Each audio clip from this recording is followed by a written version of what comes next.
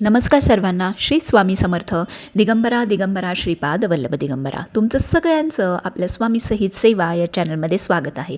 एक विनंती आहे, आमचे जर व्हिडिओज तुम्हाला आवडत असतील तर प्लीज लाईक, शेअर आणि सबस्क्राईब करायला विसरू नका.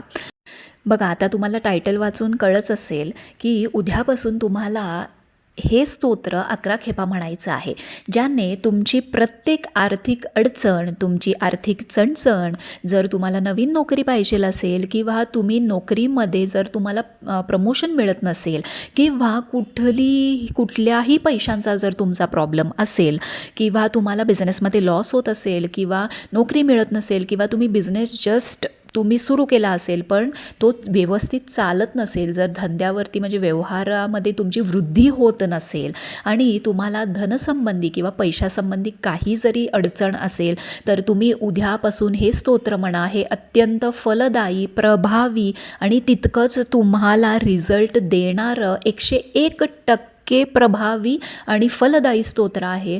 तुम्ही हे नक्की करून बघा, कारण हे ज्यांनी म्हटलेलं आहे त्यांना रिझल्ट आल्याशिवाय राहणार नाही आणि रिझल्ट आलेला आहे.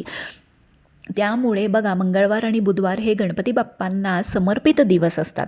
आता गणपती बाप्पा हे अडथळे दूर करणारे बुद्धीची देवता मानली गेलेली आहे आणि माता लक्ष्मी ही भाग्य आणि संपत्तीची देवी मानली गेलेली आहे.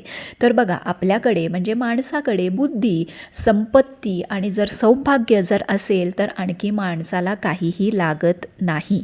जीवनाच्या सर्व क्षेत्रात यश मिळते. म्हणूनच गणपती आणि माता लक्ष्मीची एकत्र पूजा करण्याचा सल्ला कायम दिला जातो. म्हणून दिवाळीमध्ये आपण दोघांचीही एकत्र पूजा करतो. आता बघा, त्यामागे सुद्धा एक कथा आहे की माता लक्ष्मी आणि गणपती बाप्पांचा काय संबंध आहे. तर जेव्हा माता लक्ष्मी आणि भगवान विष्णू एक संवाद करत होते तेव्हा भगवान विष्णू माता लक्ष्मीला म्हणतात, तुझ्यात सर्व गुण आहे पण तुला मातृत्व लाभले नाही आणि स्त्रीसाठी मातृत्व महत्त्वाचे आहे.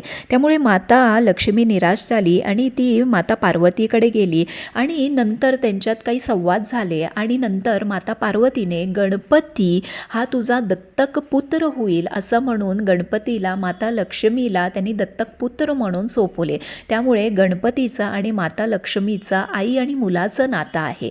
त्यामुळे तुम्ही जर गणपतीची पूजा करत असाल तर आपोआप माता लक्ष्मी आपोआप खुश होते. तर बघा, तुम्हाला इथं गणेश लक्ष्मी स्तोत्राचे उद्यापासून 11 पाठ करायचे आहेत. ह्याला तुम्हाला असं काहीही नाही आहे की सकाळी करायला पाहिजे, संध्याकाळी करायला पाहिजे, अजिबात नाही. तुम्ही फक्त शुचिर्भूत व्हा, त्याच्यानंतर नित्यसेवा करा, गणपतीवरती अभिषेक करा, पूजा उद्या संकष्टीची करा आणि त्याच्यानंतर फक्त तुम्हाला काय करायचं आहे, तुम्हाला फक्त तांदूळ घ्यायचे आहेत पांढरे आणि त्यामध्ये हळद मिक्स करायची आहे, कारण हळदीचा आणि माता लक्ष्मीचा खूप जवळचा संबंध आहे. आणि त्या तांदूळावर तुम्हाला गणपती ठेवायचा आहे आणि तुम्ही यथासांग पूजा करा, नैवेद्य दाखवा गूळ खोबऱ्याचा, नंतर वस्त्र वाहा, एक फूल वाहा, लाल फूल, आणि त्याच्यानंतर एक जुडी वाहा दुर्वाची आणि त्याच्यानंतर तुम्ही एक दिवा लावा, उदबत्ती लावा आणि या स्तोत्राचे तुम्हाला 11 पाठ करायचे आहेत. बघा, हे 5 श्लोकी स्तोत्र आहे. तुम्हाला अगदी 15 मिनटं लागतील. त्यामुळं जर तुम्हाला उद्या जॉब असेल तर तुम्ही घरी या संध्याकाळी आणि तुम्ही संध्याकाळी 9 वाजायच्या अगोदर किंवा चंद्रोदयाच्या अगोदर तुम्ही या स्तोत्राचे पाठ 11 खेपा करा आणि उद्यापासून तुम्हाला सलग हे अनंत चतुर्दशीपर्यंत करायचं आहे. म्हणजे आय गेस जून, जुलै, ऑगस्ट सप्टेंबरमध्ये गणपती आहेत आणि जेव्हा अनंत चतुर्दशी आहे तोपर्यंत तुम्हाला हे पाठ करायचे आहेत. जवळजवळ 2.25 महिने तुम्हाला हे पाठ करायचे आहेत. पण अगदी छोटं स्तोत्र आहे. सकाळी संध्याकाळी तुमच्या टायमाला तुम्ही करा, जेव्हा वेळ मिळतो तेव्हा तुम्ही करा. ह्याला काही अवळं नाही आहे. फक्त एक दिवा आणि उदबत्ती असं फक्त लावायचं आणि हे स्तोत्र आणि म्हणायचं. पहिली तुम्ही सांगा गणपती बाप्पांना आणि माता लक्ष्मीला की तुमचे काय प्रॉब्लेम्स आहेत आणि त्याच्यानंतर या स्तोत्राला किंवा या पाठाला तुम्ही सुरुवात करा.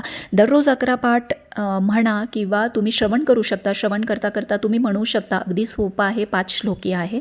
तर हे नक्की करा. हे जे रिझल्ट्स खूप चांगले आहेत आणि मला 2 महिन्यानंतर तुम्ही ह्याच व्हिडिओवरती कमेंट बॉक्समध्ये येऊन सांगा तुम्हाला रिझल्ट आले का नाही. काय प्रश्न असतील तर कमेंट बॉक्समध्ये नक्की विचारा.